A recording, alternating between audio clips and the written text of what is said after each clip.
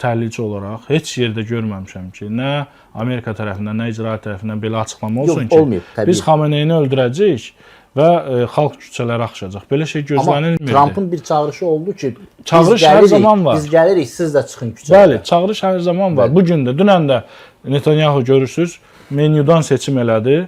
Gördünüz də, çox da belə təntənəli və nümayişkaranə şəkildə telefonla zəng elədi. Bu adamlar sıradan çıxarılsın. Ondan sonra da axşam da çıxdı, yığdı bütün generaliteti, xalqı təbrik etdi Novruz bayramı münasibətindən və dedi biz sizə yuxarıdan nəzarət eləyirik, işinizi görün. Yəni bayramınızı həyata keçirin. İndi mən burada sual verirəm. Xalqın küçələrə axışması qalsın qırağa. Bu Xameneyinin qırxı çıxmayıb. Əgər bu xalq o rejimi dəstəkləyirsə, Xameneyinin yasını tutursa, dünən bəs Novruz bayramı qeyd etməklər nə idi? İlaxır çərşənbəni qeyd etməklər nə idi?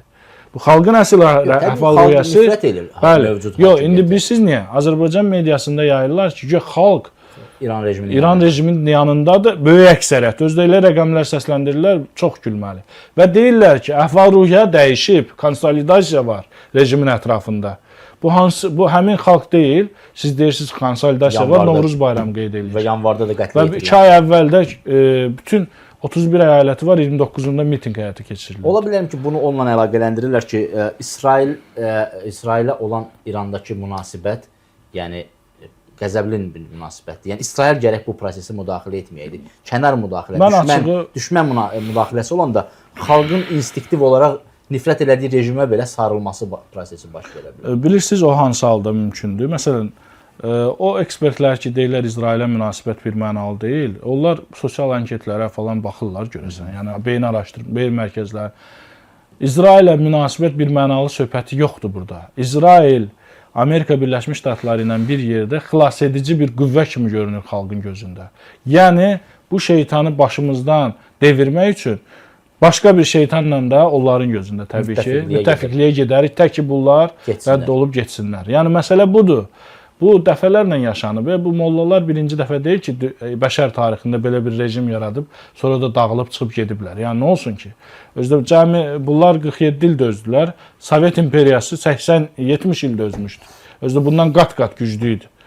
Xalqa hamını inandırırdılar ki, xalq kommunistləri, Kommunist Partiyasını sevir. 18 milyon üzvü var idi Emil bəy, Kommunist Partiyasının. İttifaq dağılanda o SSR-nin bayrağı düşəndə biri də çölə çıxmadı. Bax, eyni şeydir. İndi sual verirlər ki, bəs bu xalq niyə çölə çıxmır? Xalq gözləmə mövqeyindədir.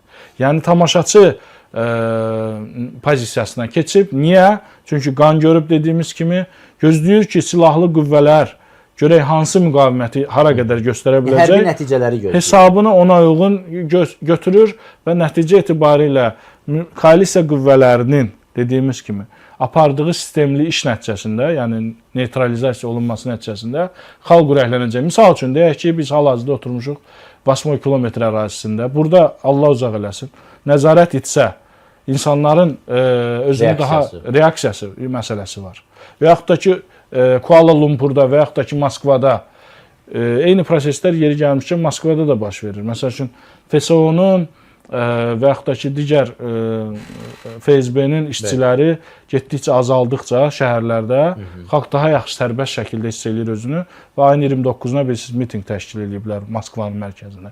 Yəni, hüquq mühafizə orqanlarının əlindəki alətlər siyasi vertikal, hərbi vertikal sıradan çıxarılandan sonra və onların personalı və onların komanda tərkibi, yəni komandanlığı sıradan çıxarılandan sonra bu prosesi artıq proqnozlaşdırmağa ehtiyac yoxdur. Trumpın daha əvvəl verdiyi vədi xalq gözləyir. Trump dedi ki, biz hökuməti xalqa təhvil verəcəyik. Xalq oturub evdə ki, Trump bizim yerimizə səfahı və şəriət sistemini belə deyək, demilitarizasiya edir və sonra biz özümüz çıxacaq siyasi səhnəyə və proseslərin İranın tamamilə doğrudur. Orada simvolikası da lazımdırsa əgər, bunu da demək lazımdır.